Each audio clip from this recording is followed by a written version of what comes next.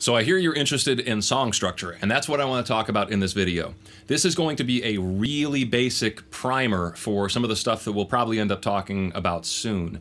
Song structure is surprisingly a really deep, complicated topic. It might sound simple because we're not dealing with so much music theory and scales and stuff like that, but it's very abstract. It's not easily definable. You know, we can all define what a C major scale is, but you can't define what a chorus is. We can try, but you can't like test a piece of music and say, oh yeah, it's definitely a chorus. We can only just kind of agree on what these song sections mean. So what I want to do in this little video here is talk to you about the core sections of a song, and I want to talk about why we use them, how we should use them, and I want you to do most of the work here on your own. These videos I'm going to be treating as kind of like how I would treat in guitar lessons or in music class. These are going to be sort of assignments as well as some information as well, so I would like you to do quite a bit of work on applying these concepts to your own music and to your own style. But long story short, we have a few different sections of a song that I want to go through. We have verses, we have choruses, pre-choruses, bridges, and then intros and outros. And it's all about what is the role of these sections. What is the role of a chorus? Well, most people would agree that the chorus is the part that everybody sings along to. Everybody knows the words to the chorus. A lot of times, you know, the chorus is the most memorable part of the song, and sometimes you'll hear a song and think, I've never heard this song, and then the chorus comes around and you're like, I've heard this song. So that's the power of a chorus. To me, it's like the centerpiece of the entire song. Everything, a lot of times, is built to support that chorus. We also have verse sections, which in my opinion are just like routes to getting to our chorus. We need something to contrast with our big choruses, and verses are the contrast to that. They're the downtime before you get to, you know, explode.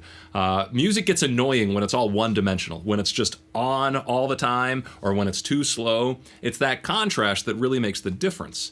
I want you to compare the structure of a song to the structure of a movie. Very similar kind of pacing. You can't watch a movie all at once, and you can't listen to a song all at once. You have to start at the beginning, and you have to end at the end. And when you start off a movie, you know, there's a bunch of different ways to do that. You could start them off on a high note, and then bring them down, and then bring them back up. A lot of movies start you kind of on a low note, you know, with a character being down and depressed, and then they finally build their way up, and then there's a climax, and there's, you know, but there's ups and downs through that whole story. And that's what good songwriting is about too.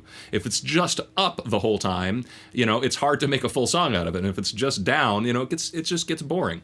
So really, these different sections of the song serve that purpose, to kind of give us some ebb and flow in the structure of our song. And we've got this idea that choruses are these big centerpieces. Verses are a little bit more storytelling. You know, there's a little bit more it's maybe not as melodically active. It might be a little bit more staccato. It'll definitely have some juxtaposition, some real contrasts with our chorus.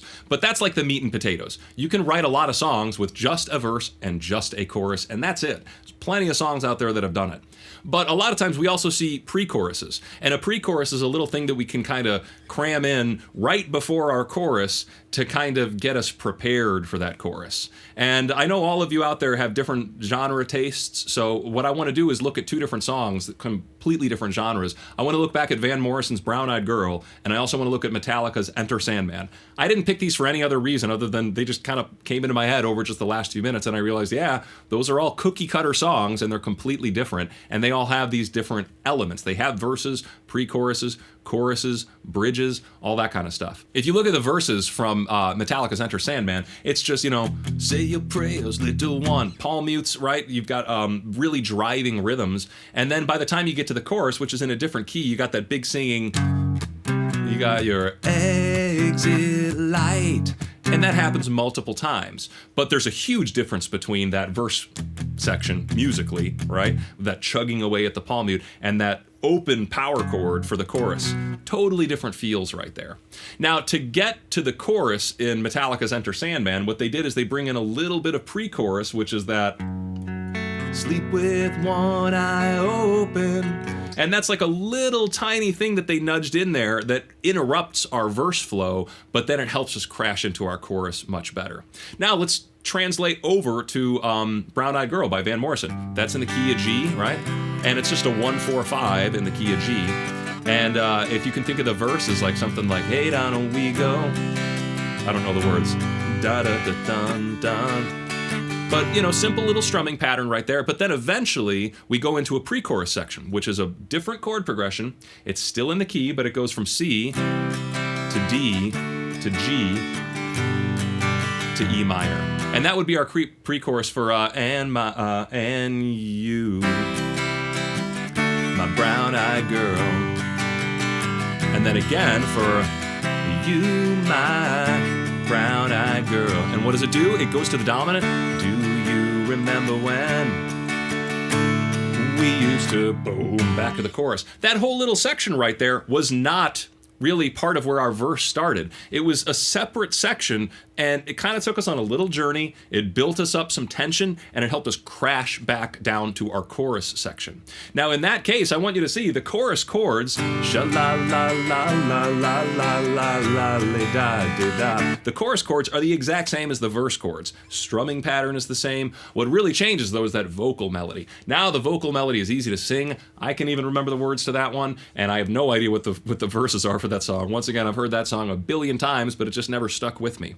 So here you've got the same chord progression serving two different functions, and it's all about what's happening to those sections, vocally and with the instrumentals, that gives them their different roles. Now, a bridge section is usually something to just break up the monotony. We could do verse, chorus over and over again, but a bridge kind of takes us on a little journey, right? It goes on to something that's a little bit more adventurous and a little bit outside of our initial song. I wouldn't say that that Brown Eyed Girl has a bridge. It just kind of goes from a verse to a chorus, and then there's a little, thing there in between those, a little bit of musical break. I wouldn't really want to call that a bridge. I usually think of bridge as longer, extended sections. In Enter Sandman, I do think that there's a bridge section. We could call it, when the guitar solo comes in, you could think of that as when the bridge starts, but we also have a recurrence to the intro when the little boy starts his prayer, as I lay me down to sleep. As I lay me down to sleep. That's a bridge section, right? It's a new part of the song, sonically and tonally, but that riff has occurred all over the place. And, it serves a different function. It breaks up the monotony of just our verse section and our chorus section. So to me, bridges are very, very versatile. You can do a lot with them, but ultimately what they still do is they give you some contrast and they help you plop back to a final chorus. Now, like I said, these are not easily defined. You kind of have to make your own judgment up on, does the song, is this a chorus? Is this a verse? Is this a pre-chorus? But really think about the function. The verse is kind of something to kind of settle you in, right? And to give you some information. And the chorus is the big, the big kahuna. That's the centerpiece. The pre-chorus is something that can just take you to that chorus. And the bridge is there to break up the monotony and maybe take you to a new location, a new setting for a while before you return to your chorus. And then the other parts of a song you want to pay attention to, intro, outro. That's pretty simple. Intros can be really long or really short. Outros, same thing. Sometimes you'll make a brand new section of music for your intro, and a lot of times you'll just recycle a part of your song for an intro or an outro. But with this information, what I want you to do is I want you to take a look at a few songs that you enjoy, and I want you to physically write out the structure for it. You will be shocked at how many of the songs you like follow the cookie cutter structure, and that structure is intro, verse, chorus, bridge, chorus, end. That is a wonderful structure. We hear it time and time again. You should not shy away from it, all right? It's not like, oh, people have done that before, I shouldn't do it. That's not the right way to be thinking about composition like this. I compare it a lot to cooking. If you want to learn to cook an omelet, have somebody teach you how to cook an omelet and perform that recipe. Then you can put your own spin on it, after you've done it a few times. But it's really crazy to have never cooked an omelet before and then look at the recipe and say, oh, I'm just going to do it my way. Good luck. It's going to take you a long time to learn everything from scratch, whereas you could just, perform it the right way or the traditional way, and then you can add your own improvements onto it later on. But this stuff pops up all over the place. I mean, even really obscure bands or bands that wrote obscurely structured music still use very simple structures. Pink Floyd all the time. Pink Floyd had really weird songs that have no structure at all. Wish You Were Here. I don't even know where the verse or the chorus is in that song. Nothing repeats when it comes to the lyrics. It just seems like intro, verse, and then, intro, end. But there is one part that everyone sings along to, and it's not like it's that different than the other parts of the song. So I think that's a good example of working with an obscure structure, even though it's just alternating back and forth between two different sections. But then you've got a song like The Wall, right? And The Wall is really just a verse. I guess you could think of that one little thing as a pre-chorus when they do, "Hey, teacher, leave them kids alone."